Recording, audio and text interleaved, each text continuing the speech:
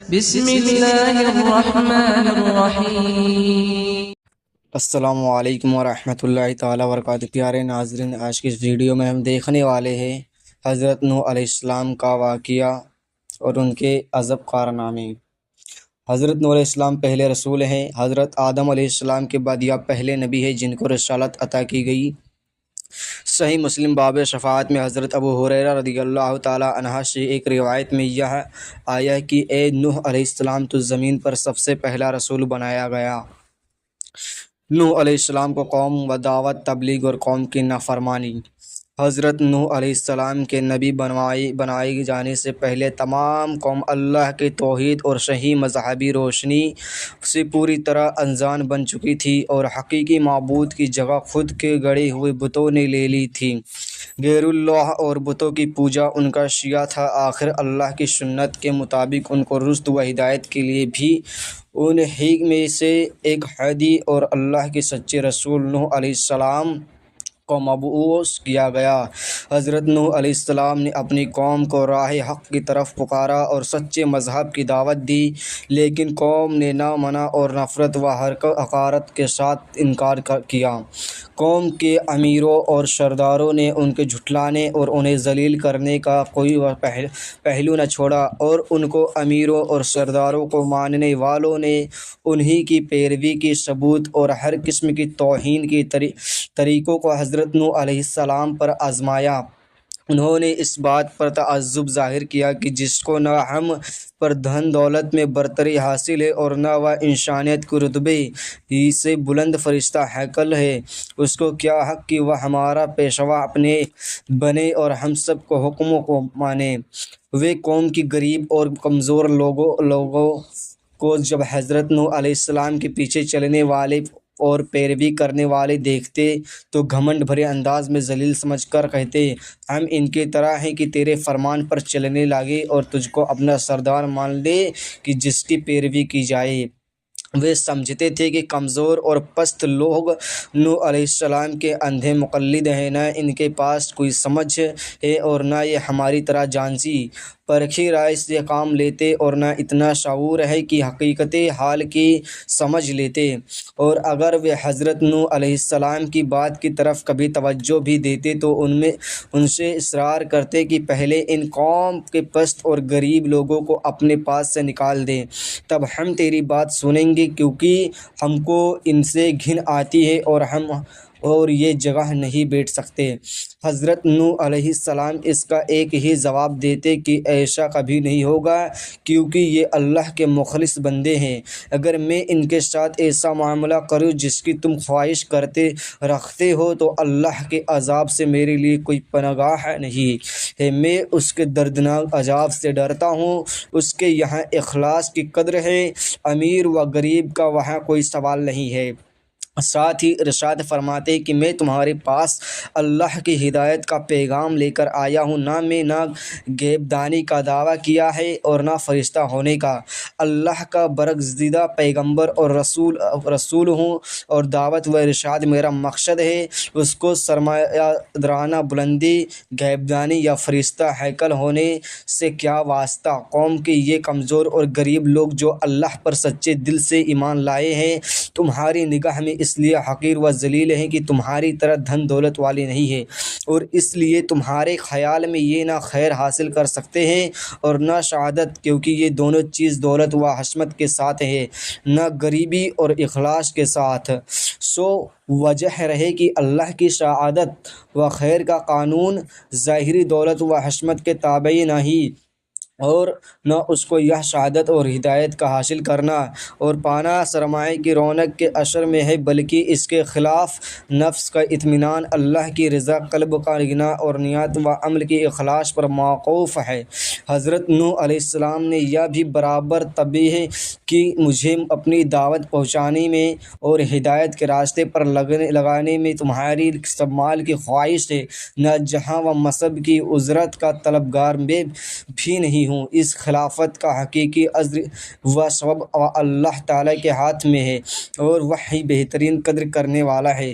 بہرحال حضرت نوح علیہ السلام نے انتہا کوشش کی کہ بد وقت قوم سمجھ جائے اور اللہ کے رحمتوں کی پناہ میں آ جائے، مگر قوم نے منع اور جیتنا اس اور سے حق کی تبلیغ میں جد و جہد ہوئی، اسی قدر قوم کی اور سے بغض اور دشمنی میں سرگرمی ظاہر کی گئی اور تکلیف پہنچانے اور چوٹ دینے کے تمام طریقوں کا استعمال کیا گیا، اور ان کے بڑوں نے عام لوگوں سے صاف صاف کہہ دیا کہ میں تم کسی طرح بدھ و سواع، یاگوس اور نصر جیسے بتوں کی پوجا کو نہ چھوڑو، اور آخر میں تنگ آ کر کہنے لگے، اے نوح، تو نے ان سے جھگڑا کیا اور بہت جھگڑا کیا، اب اس کو ختم کر اور جو تو نے ہم سے اللہ کے عذاب کا وعدہ کیا ہے وہ لے آ۔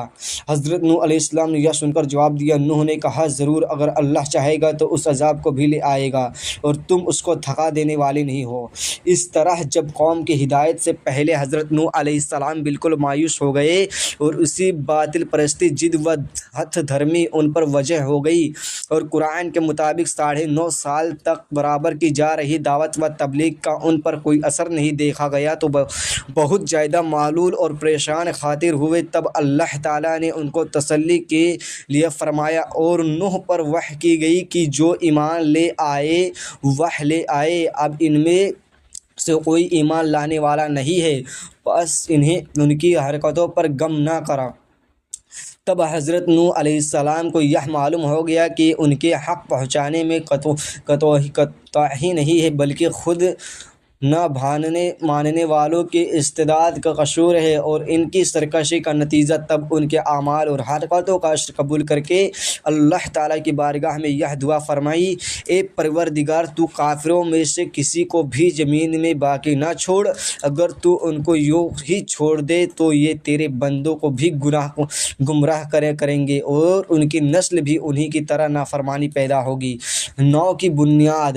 اللہ نے حضرت نوح علیہ السلام کی دعا قبول فرمائی اور بدلے کے قانون اور اعمال کے مطابق سرکشوں کے ہلاکت کا اعلان کر دیا۔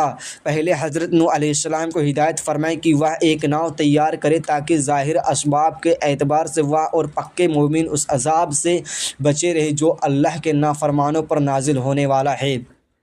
حضرت نوح علیہ السلام نے جب ناؤ بنانی شروع کی تو کفار نے ہنسی اڑائے اور مذاق بنانا شروع کر دیا، اور جب کبھی ادھر سے ان کا گزر ہوتا تو کشتی کے خوب جب ہم ڈوبنے لگے تو تم اور تمہارے پیچھے چلنے والے اس ناؤ میں محفوظ رہ کر نجات پا جائیں گے۔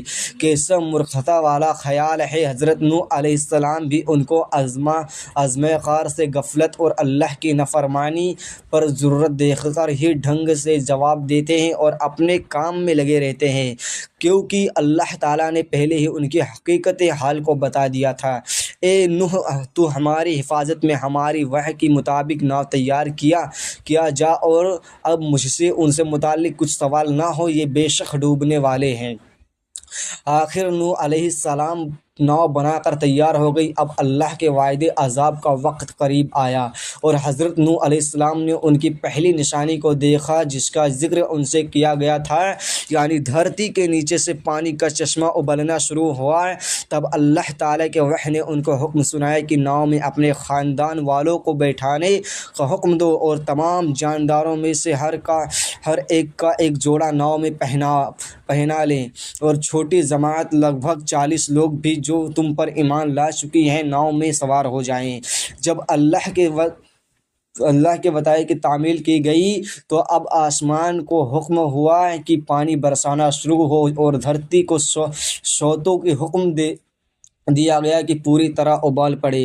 اللہ کے حکم سے جب یہ سب کچھ ہوتا رہا تو ناؤ بھی اس کی حفاظت میں پانی پر ایک مدت تک تیرتی رہی، یہاں تک کہ تمام انکار کرنے والے اور دشمن ڈوب گئے اور اللہ تعالیٰ کی قانون جزا اور اعمال کے مطابق اپنے کیے کو پہنچ گئی۔ زودی پہاڑ عذاب کا ختم ہونا۔ غرض جب اللہ کے حکم سے عذاب ختم ہوا تو نوح علیہ السلام کی ناؤ جودی پر ٹھہر گئی اور حکم پر پورا ہوا اور ناؤ جودی پر جا ٹھہری اور اعلان کر دیا گیا کہ ظلم کرنے والی قوم کے لیے ہلاکت ہے۔ پانی دھیرے دھیرے سوکھنا شروع ہو گیا اور ناؤ میں پناہ لینے والوں نے دوسری بار امن و سلامتی کے ساتھ اللہ کی زمین پر قدم رکھا۔ اسی وجہ سے حضرت نوح علیہ السلام کا لقب ابو البشر ثانی یا آدم ثانی یعنی انسانوں کا دوسرا باپ، اور شاید اسی اعتبار سے حدیث میں ان کو اول رسول کہا گیا۔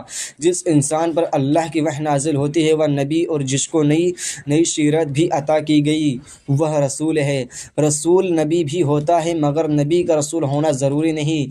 جہاں تک جودی پہاڑ کی جگہ کا تعلق ہے تو قرآن نے صرف اس جگہ کا تذکرہ کیا ہے جہاں ناؤ جا کر ٹھہری تھی۔ البتہ توریت کے شرح لکھنے والوں کا خیال ہے کہ جودی پہاڑ کے اس سلسلے کا نام ہے جو ارارات اور زرزریہ کے پہاڑی سلسلے کو آپس میں ملاتا ہے۔ نوح علیہ السلام کا بیٹا۔ تاریخ کے ماہروں نے حضرت نوح علیہ السلام کی اس بیٹے کا نام کنعان بتایا ہے۔ یہ توریت کی روایت کے مطابق ہے۔ قرآن اس کا نام بتانے میں خاموش ہے جو نفس بقریہ کے لیے غیر ضروری تھا۔ البتہ حضرت نوح علیہ السلام کا اس بیٹے سے خطاب اور اس کے جواب کا ذکر کیا گیا ہے۔ کہا میں بہت جلد کسی پہاڑ کی پناہ لیتا ہوں کہ وہ مجھ کو ڈوبنے سے بچا لے گا۔ بہرحال کنعان حضرت نوح علیہ السلام کا بیٹا تھا مگر اس پر حضرت نوح علیہ السلام کی ہدایت و رشد کی جگہ اپنی کافر والدہ کی تربیت کی گودنے اور خاندان اور قوم کے ماحول نے برا اثر ڈالا، اور وہ نبی کا بیٹا ہونے کے باوجود کافر ہی رہا اور طوفان میں غرق ہو گیا۔ نوح علیہ السلام کا طوفان عام تھا یا خاص؟ کیا نوح علیہ السلام کا طوفان پوری دنیا میں آیا تھا یا کسی خاص خطے پر؟ اس کے بارے میں پرانے اور نئے علماء میں ہمیشہ سے دو رائے رہی ہے۔ یہی صورت یہودی اور عیسائی علماء فلکیات کے علم کے اور طبقات الارض کے ماہروں کی ہے۔ ایک طبقے کا خیال ہے کہ صرف اسی خطے میں محدود تھا جہاں حضرت نوح علیہ السلام کی قوم آباد تھی، اور یہ حلقہ پھیلاؤ کے اعتبار سے 1,40,000 مربع کلومیٹر ہوتا ہے، لیکن صحیح مسلک ہے کہ طوفان خاص تھا، عام نہ تھا۔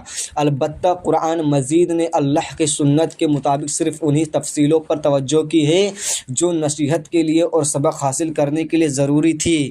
وہ تو صرف یہ بتانا چاہتا ہے کہ تاریخ کا یہ واقعہ سوچنے سمجھنے والوں کی بھولانا نہیں چاہیے کہ ہزاروں سال پہلے ایک قوم نے اللہ کے نافرمانی پر اصرار کیا اور اس کے بھیجے ہوئے ہادی حضرت نوح علیہ السلام کے سبق و ہدایت کے پیغام کو جھٹلایا، ٹھکرایا اور ماننے سے انکار کر دیا، تو اللہ نے اپنی قدرت کا مظاہرہ کیا اور ایسے سرکشوں کا ہوا بارش کے طوفان میں غرق کر دیا، اور اسی حالت میں اپنے حضرت نوح علیہ السلام اور تھوڑے سے لوگوں کی ایماندار جماعت کو محفوظ رکھ کر نجات دی۔ حضرت نوح علیہ السلام کی عمر۔ قرآن مجید نے صاف کہا ہے کہ حضرت نوح علیہ السلام نے اپنی قوم میں 950 سال تبلیغ و دعوت کا فرض انجام دیا، اور بلا شبہ ہم نے نوح کی اس کی قوم کی طرف رسول بنا کر بھیجا۔ پاس وہ رہا ان میں 50 کم کے 1000 سال۔ یہ عمر موجودہ طبعی عمر کے اعتبار سے عقل سے پرے معلوم ہوتی ہے، لیکن محال اور ناممکن نہیں ہے، اس لیے کہ کائنات کے شروع کے دنوں میں غم و فکروں اور مرضوں کی یہ بہتات نہیں تھی۔ ساتھ ہی پرانی تاریخ بھی مانتی ہے کہ کچھ ہزار سال پہلے کی طبعی عمر کا تناسب موجودہ تناسب سے بہت زیادہ تھا۔ حضرت نوح علیہ السلام کی طبعی عمر کا معاملہ بھی اسی قسم کے اپواد میں اسے سمجھانا چاہیے جو انبیاء علیہ السلام کی تاریخ میں اللہ کی آیت اور اس کی نشانی کا فہرست میں گنی جاتی ہے، اور جن کی حکمت کا معاملہ خود اللہ تعالیٰ کے سپرد ہے۔ قرآن مجید میں حضرت نوح علیہ السلام کا ذکر 28 سورتوں میں 43 جگہ آیا ہے۔